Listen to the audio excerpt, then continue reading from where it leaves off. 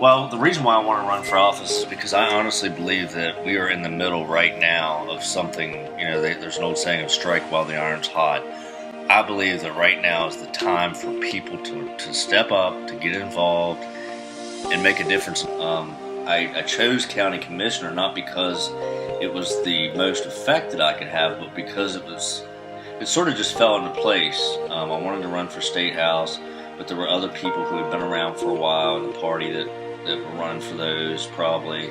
And I didn't go in there gangbusters and just say, I'm going to run for this and run and then fail, because I've watched very closely the last 2 election cycles, and there's a lot of good people, good Liberty people who ran for like a U.S. House Senate, didn't have a snowball's chance of winning, and if they would have run for like a state senate or state house, they could have won and been making change.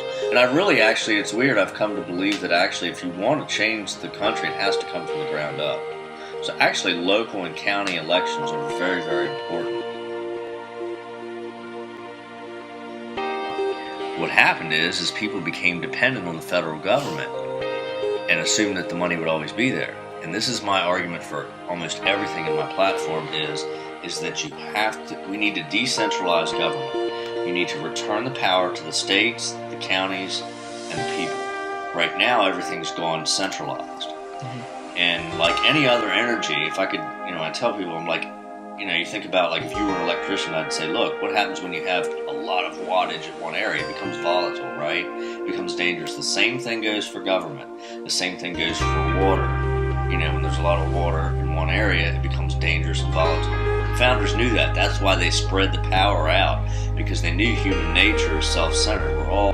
We all like to control our environment, and things around us, and when it becomes centered in a society, it becomes very dangerous. It's called a dictatorship at its most extreme. I would say really Ron Paul, and mostly it's about honesty and integrity. It starts with that. If you don't have honesty, I don't care. I don't care if you're a Liberty person or not. If you lie to me, what does it matter? So here's a man who's been up there for years and has stayed the same, stayed the course. It's also about longevity as well with Ron Paul, because he didn't give up and he didn't change, he didn't give in, he just stayed the course over a long period of time. And that's really what we need to do in this movement, is to basically, there's the goal. It might be 20 years down the road, which seems like a long time to young people. That is the key for the people, these young people that are your age, to understand. You must not let this flame die. You must keep this going. I guess politics came into my life really when Obama first started coming onto the scene, was when I really started paying attention. He was black, and I thought, I was so naive that I thought, oh, maybe this will help curb the racial divide. I was dating a girl who was from the Dominican Republic, and by all means, she looked biracial. Mm-hmm. I said something to her about it, and she stopped in her tracks, and she turned and looked at me, and she said, this man scares me. She said, you need to do some research on this man. And I realized that essentially the government now has all this power, especially the feds, and these big corporate lobbyists lobby them and influence their voting and what they do. And I never applied it to foreign policy until I watched the What If video. And that's when I found Ron Paul, when I saw his What If video. When I saw that, I was like, holy Toledo. Then everything, I was like, I could see everything. I was like, oh my gosh. What if our foreign policy of the past century is deeply flawed and has not served our national security interests? What if we wake up one day and realize that the terrorist threat is a predictable consequence of our meddling in the affairs of others and has nothing to do with us being free and prosperous? I would say the centralization of power. That, and it's global.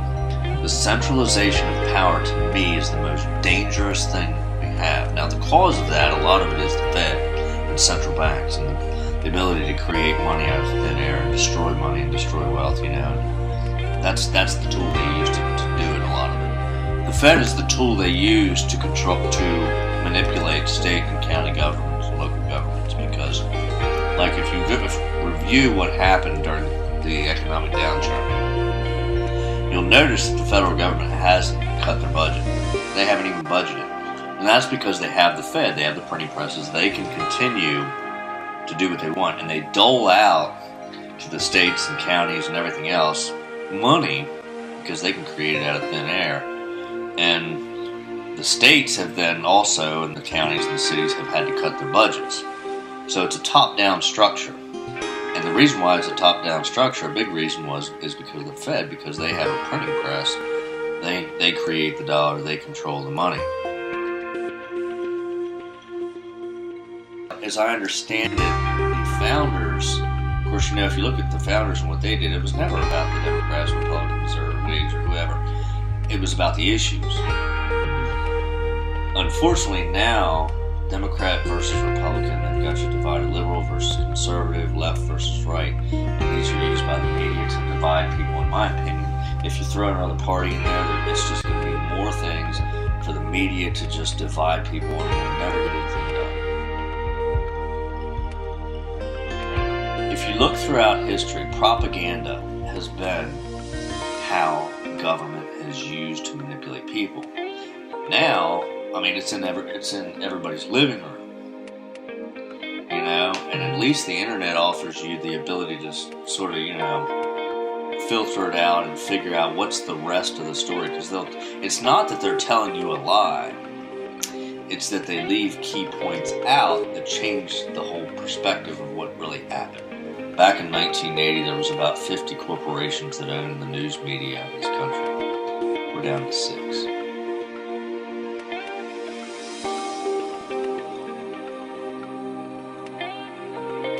This would be a fantastic place to really, it's in the middle of the state, the state's in the middle of the country, north and south. This would be a fantastic place to have a revolution, because, as far as work, you can be, you got here, 55 minutes from Winston-Salem, you're 30 minutes from Greensboro, you're 40 minutes from High Point, you're 55 minutes from Raleigh, you're 35 minutes from Durham, Chapel Hill. It's incredible. This is a perfect place to have it. I think actually this is probably the best county in the whole state to have it, in my opinion. I think farming, I want to help the farmers. To me, that's very important, because local farms and local businesses create stability. It goes back to spreading things out, and local farms, local businesses mean a stronger, healthier foundation for economics, as well as a stronger government. Everything is better when it's spread out. Well, not having a primary certainly helps, but I think I'm the only Liberty person in the state that does not have one. I've been supported by Hugh Webster, who's the Register of Deeds. He's a former 5-term state senator. 2 of the county commissioners support me a lot. That local AM radio station I was telling you about, that Tim Sutton, one of the county commissioners, calls in, they're supporting me. The biggest problem I've got is name recognition. I haven't been here very long. I've only worked in Alamance County for 2 years, and I've only lived here for a year. I think to get my signs out there, and then hope between the radio, the signs, the flyers, and going door to door, because nobody goes door to door. Everything's so impersonal. I'd be willing to do it if I had the support, and if this thing keeps going, I'll run for a state house. I don't know that I would ever want to run for a U.S. House seat, but I would probably run as high as a state house seat. If I can make a difference, I'll do it. Hopefully by example. I hope that if I get this elected, even though it's only a county commissioner seat, I would love to to help to speak to young people and to help them realize what's really going on, because that's the key. When you're young, you're still moldable. And that's where the liberals, the so-called liberals, and people like Obama have got them, and they're offering them the world. I'd do just about anything if I felt like I could make a difference. There's a lot of people that they don't they don't know what's going on until it's too late. You know, it's kind of like the market crash with the housing market. Yeah. Nobody knew what was going on until it was done. But there's certain people that know beforehand or willing to say it beforehand. A lot of people, I think, if it did crash, like next year or whatever, if it did crash, that they would be like, oh my God, Ron Paul was right. Then, at that time, and that's kind of, I think Ron Paul sort of alluded to this, he said, you know, if the bond market crashes, dollar prices, he said that's when we've really got to step up.